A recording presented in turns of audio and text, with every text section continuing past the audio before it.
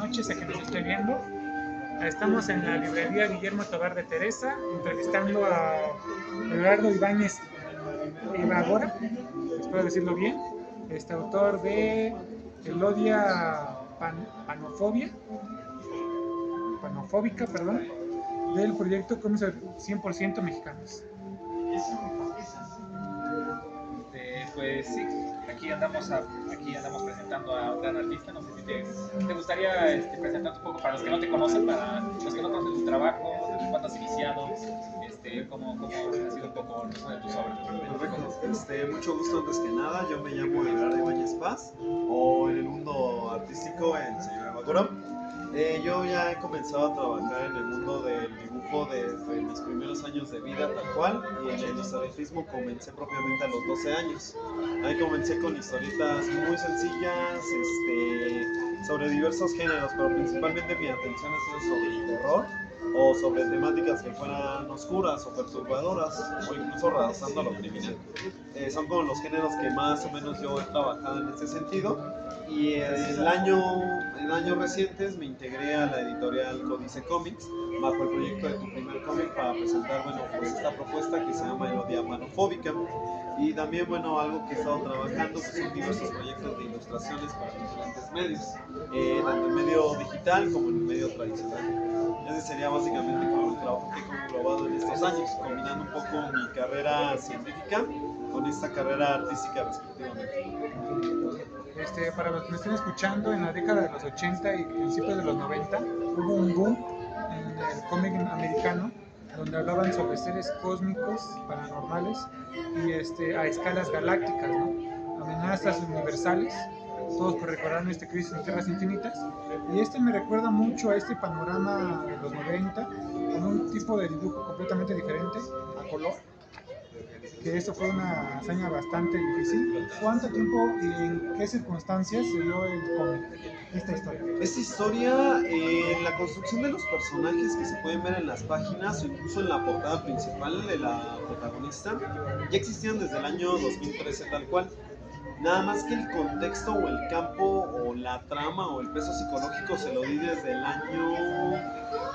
el año que comenzó la convocatoria, en el 2022 tal cual.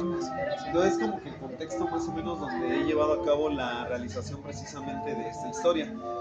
La historia en sí me habrá tomado un año aproximadamente haber construido las páginas y todo su boceto en general. ¿Un año? Ajá. ¿Y el color? El color me habrá tomado aproximadamente 3-4 meses aproximadamente. Vamos, 4 meses para 75 páginas. Exactamente, va por ahí. Un trabajo monumental. Gracias. Pues yo justamente que alcancé a ojear un poco de tu obra, quería preguntarte un poco de tus inspiraciones, tus referencias, porque por ejemplo yo que estuve viendo un poco de tu obra, sí quedé fascinado, ¿no? por algunas figuras, algunos conceptos, no sé cómo explicarlo, ¿no? Pero justamente quería preguntarte un poco de cuál ha sido tu inspiración, en qué te basaste o en qué te has inspirado para crear esta obra. Pues principalmente yo atribuyo dos géneros. Uno es el horror cósmico, que viene principalmente de Howard Philip Lovecraft, que es como el que hizo la narrativa, ¿no? Y en términos artísticos, todo el concepto relacionado al body horror, que viene incluso muy relacionado o bastante cercano con el cine de John Carpenter, con el cine de La Cosa, y de ahí sus diferentes obras derivadas. Por ejemplo, en el mundo de los videojuegos está muy en boga la obra de Scorn, que es una obra que mezcla este horror muy estilo Alien que dio Geiger cuando construyó su obra respectivamente. Y otro de los referentes que utilizo muy a menudo en esto es el terror psicológico, que viene gracias a estas obras que dieron cabida como Silent Hill y toda su franquicia afín. Otro tipo de videojuegos como The Evil Within, que combina esta cuestión corporal, pero también psicológica, que es lo que genera estas aberraciones o construcciones. Entonces para mí han sido como esta combinación de horror cósmico, pero también con horror psicológico, respectivamente. Es bastante interesante, ahorita que lo comentan, ¿no? Bueno, sí noté un poco el horror cósmico, ese tipo de cosas que me lo comentan, ¿no? Les tengas unas preguntas. En tu historia influye mucho la evolución humana, cómo vemos este paso del cráneo en las diferentes eras de la humanidad, o bueno, si se puede llamar humanidad. Pero dime, ¿cómo influye tu carrera a esta historia? Bueno, básicamente mi formación como biólogo me permitió a mí implementar esta estos conceptos de manera un poquito orgánica o justificada de dónde surge esta nueva especie. En el concepto de evolución, incluso la propia historia tiene una razón argumental. Se desarrolla 1.5 millones de años después de la humanidad actual. En historias posteriores explicaré por qué tomé ese tiempo tan particular, pero para mí hablar del concepto de evolución se me hace un proceso muy interesante y fascinante, porque habla de cuáles fueron los procesos que eventualmente narraré que conllevaron a la formación de estos seres, combinando sin perder esta cuestión del horror cósmico y horror psicológico, ya que para mí el texto científico pues, ha estado muy de la mano conmigo, y a la hora de conocer los conceptos de biología evolutiva y sus demás ramas, se me ha hecho como una cuestión fascinante para combinar con esos conceptos que pues, ya otros autores han trabajado, y que de alguna manera para mí es como que el toque distintivo de esta línea de historias que quiero seguir construyendo. Esa cuestión biológica con terror, pero también con aspectos futuristas e incluso especulativos. Pues a mí una pregunta que siempre me gusta hacerle a todos los artistas que conozco, ¿no? ¿Cuál es tu proceso creativo? Es que siempre me gusta ver porque, aunque no me parece que cada artista tiene su proceso creativo, ¿no? Tiene su proceso distinto, ¿no? Quería preguntar en tu caso, ¿cómo es tu proceso creativo para crear, por ejemplo, esta obra? ¿Cómo fue tu proceso creativo? Pues como les comentaba, ¿no? Cuando diseñé los personajes principales, ahí siempre les digo a todos como esta anécdota, ¿no? Como ya existían desde los mientras estos personajes, tienen el rostro que tienen en toda la historia, porque literalmente en ese año yo no sabía dibujar rostros. Entonces lo único que hice fue hacer la cara con los ojos y me gustó en ese entonces. Ya eventualmente con el tiempo pues se me combinaron estas cuestiones por parte de mi proceso de simplemente la lectura de diferentes artículos o libros. Los leí, los vi y dije, mira, me fueron justificando. Otra cosa de las que entra mucho en mi proceso creativo son experiencias personales. Mucho de las experiencias que me da una gran influencia aquí son todos los desvaríos afectivos que he desarrollado a lo largo de mi vida, a través de familiares, de parejas, amigos u otros colegas de trabajo o fuera de este. Entonces, parte de mi proceso creativo combina anécdotas, historias en los videojuegos, de otras historietas, principalmente de terror, y pues básicamente ensayo y error. Yo lo que hago es pruebo idea A y lo pruebo con B hasta donde yo pueda alcanzarlo, y hasta donde ya me sienta satisfecho digo, esa va a ser la historia que yo quiero contar. Interesante. Por ahí. Es muy interesante tu proceso creativo. Muchas gracias. Sí, algo creo que desafortunado es de que, a pesar de que ha pasado tanto tiempo en este mundo desde la humanidad actual, seguimos acarreando los mismos problemas, ¿verdad? ¿Cómo crees que vaya a ser ese proceso de que, a pesar de que seamos animales, seres más civilizados o mejores, siempre tenemos los mismos problemas?